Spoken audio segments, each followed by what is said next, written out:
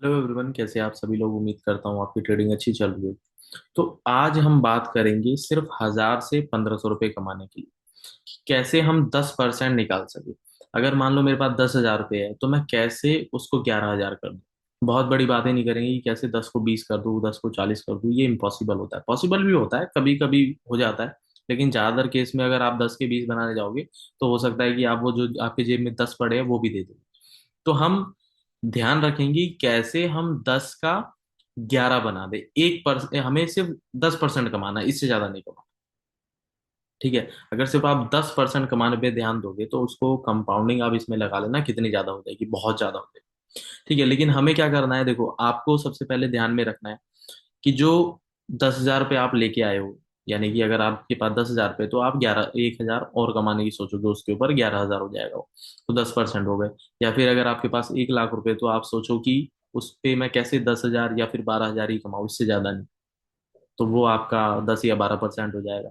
ठीक है। तो आपको ये ध्यान रखना है कि जैसे ही आपका प्रॉफिट होगा वो डीमेट अकाउंट में आपके नहीं रहना चाहिए। आपको अगर मैं बता रहा हूँ कि 1,000 1500 कैसे कमाना है तो मैं इसलिए बता रहा हूँ ताकि आपकी एक साइड इनकम बन जाए। एक साइड सोर्स आपका हो जाए इनकम का, जिससे आप पैसा कमा पाओ और आपके बाकी के खर्चे निकल जाए, या जो भी आप काम करते हो जिस भी हिसाब से, और आप चाहते हो कि मैं मेरी एक साइड इनकम हो कि जिससे मैं 1,000 1500 रुपये डेली का कमा लूँ। तो मैं आपको इसलिए बता रहा हूँ। इसलिए आप डीमेट अकाउंट में पैसा मत रखो। अगर आपके पास 10,000 रुपये है तो वो जैसे ही 11,000 या 11,500 होता है, आप उसमें से 1,000 या 1,500 रुपये वो अपना विड्रॉल कर लोगे। ठीक है। आपको छोड़ना नहीं है, उसमें प्रॉफिट का 1 रुपये भी नहीं छोड़ना है आपको, सिर्फ उसमें हमेशा कैपिटल रखना है। मैं बहुत सोच समझ के बोल रहा हूँ आपको कि आपको उसमें एक सिर्फ कैपिटल ही छोड़ना है, आपका प्रॉफिट का पैसा नहीं छोड़ना। क्योंकि ऐसा बहुत लोगों के साथ हुआ है कि देखो 10 के बनाए तो उन्होंने 1,00,000 भी है। बहुत लोग आपको मिल जाएंगे जिन्होंने 10,000 से 1,00,000 या 1,50,000 बनाए, लेकिन आप उनसे जाके पूछो कि वो पैसे कहाँ हैं। उन्होंने वो पूरा 1,00,000 रुपये डुबाया। लेकिन अगर जैसे मैं आपको समझा रहा हूँ कि आपका जो प्रॉफिट हो वो प्रॉफिट का पैसा आपका बाहर होना चाहिए, इसमें नहीं होना चाहिए। ठीक है। तब आप ओवरऑल प्रॉफिट में निकलोगे। अब आपको क्या करना है, देखो 10,000 रुपये कमाने के लिए आपको हैजिंग करनी है बिटकॉइन में। ठीक है। आपको सुन के थोड़ा सा अजीब लग रहा होगा कि बिटकॉइन में कौन हैजिंग सिखाता है, फॉरेक्स में तो किसी ने हैजिंग की बात की नहीं। अगर की भी होगी तो मुझे नहीं पता, मैंने नहीं देखा। लेकिन मुझे लगता है कि मैं ही हैजिंग करता हूँ, ज्यादातर लोग नहीं करते फॉरेक्स में। तो आपको बिटकॉइन में हेजिंग करनी है। आपको क्या करना है, अगर आपके पास 10,000 रुपये है और मान लेते हैं कि आप यहाँ कहीं किसी भी जोन में आए, क्योंकि आप तो बिगिनर हो, आपको नहीं पता कि चार्ट कितना देखना है। मैं उन लोगों की बात कर रहा हूँ जिनको चार्ट नहीं समझ में आता, जिनको कैंडलस्टिक नहीं समझ में आती, जिनको ये नंबर्स नहीं समझ में आता, जिनको ये नहीं पता कि रिस्क कितना लेना है। ठीक है। पोजिशन साइजिंग वगैरह कुछ नहीं पता, मैं उनके लिए बता रहा हूँ।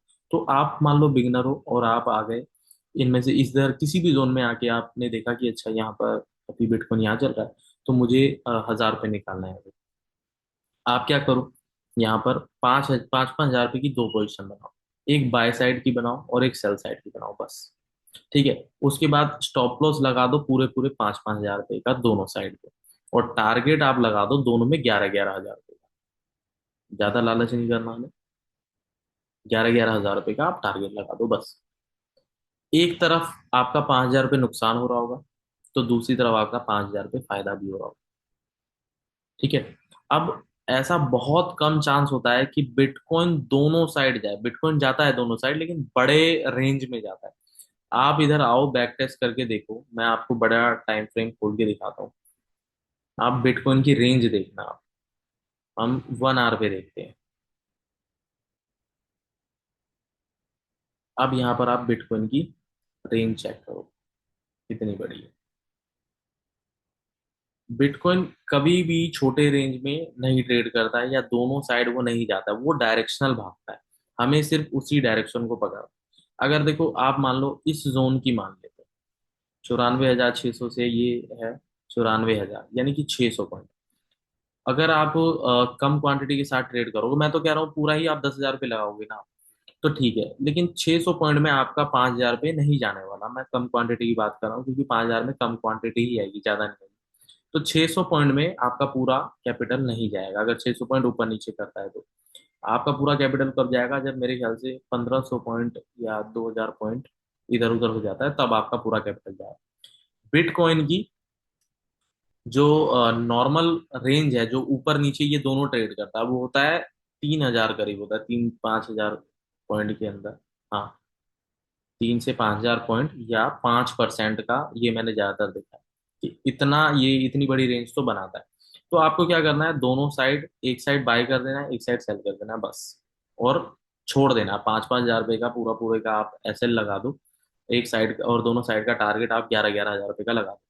ये मैं बहुत कम लालच में बता रहा हूँ आपको, मैंने इसमें काफी बार ट्रेडिंग की है और बढ़िया प्रॉफिट है। मैं ये आपको काफी कम बता रहा हूँ, 11 हजार। आप बड़ा भी लगाना, धीरे धीरे जब आपकी प्रैक्टिस हो जाएगी तो आप बड़ा भी लगाना। एक साइड आपका अगर 5 हजार रुपये का नुकसान हो रहा है ना, तो दूसरी साइड तो आपका 5 हजार का ही फायदा हो रहा होगा ना। चलो ब्रोकरेज वगैरह हटा दो, 200-200 रुपये, 4500 का तो फायदा हो रहा होगा। तो बिटकॉइन कभी भी ये नहीं करता है कि वो ऊपर गया फिर नीचे आया। वो करता है, ऊपर नीचे भी करता है, लेकिन वो ऊपर जाएगा भी तो काफी जाएगा ना पहले।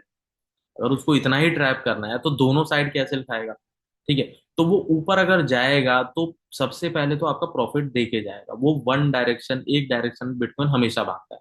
अब यहाँ पर चेक करो बिटकॉइन, देखो ये क्या डायरेक्शन नहीं है। ये अगर यहाँ पर बाइंग आई है तो ये नीचे कितनी बार आया, एक बार भी नहीं आया, सीधा ऊपर गया। ठीक है, यहाँ से अगर यहाँ से सेलिंग आई है तो ये बीच में ऊपर कितनी बार गया, एक बार भी नहीं आया, सीधा नीचे आया। और अगर फिर यहाँ से देखो, अगर बाइंग आई है तो ये कितना ऊपर गया, अगर आप यहाँ से देखना चालू करो। मान लेते हैं कि आप बीच में आए कहीं, यहाँ पर मैं बॉटम और टॉप की बात ही नहीं कर रहा। मान लो आप बीच में यहाँ पर आए, 96,572 इधर प्राइस चल रहा है, उसके बाद ये कितना भागा यहाँ से, 99।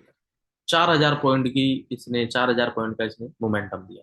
फिर से मान लो ये जोन में, मान लेते कि कहीं भी आप आ गए, आज की बात कर लेते, मान लेते कि यहाँ कहीं पर आपने ट्रेड लिया है ना, ये बीच का ही है ना पूरा हिस्सा, मान लेते यहाँ पर कहीं ट्रेड आपने ले लिया, 98 हजार रुपये आपने बाई भी किया, सेल भी किया। नीचे इसने जो लो लगाया, ये 97,100 लगाया। ठीक है, 98 हजार पे ये आपने ट्रेड लिया, और 97,100 का इसने, यानी कि 900 पॉइंट ये ऊपर नीचे हो गया। ठीक है, तो 900 पॉइंट में आपका स्टॉप लॉस नहीं हिट होगा अगर आप क्वांटिटी ठीक से मैनेज कर लोगे तो। ठीक है, थोड़ा सा क्वांटिटी आपको मैनेज करना आना चाहिए। और यहाँ पर मान लेते कि एक साइड का आपका, इधर का सेल साइड का एसएल हिट हुआ, लेकिन देखो गया कहाँ पर। ठीक है, 98 हजार से ये अभी इस टाइम 1,01,000 चल रहा है, यानी कि 3 हजार पॉइंट का आपको मूवमेंट दे चुका है। 3 हजार पॉइंट मैं बार बार आपको इसलिए बोल रहा हूँ क्योंकि ये नॉर्मल, इसका जब मोमेंटम आता है तो 3 हजार पॉइंट ये कहीं नहीं जाता। 3 हजार पॉइंट कहीं नहीं गए, ये आराम से 3 हजार पॉइंट तो मूव करता ही करता है।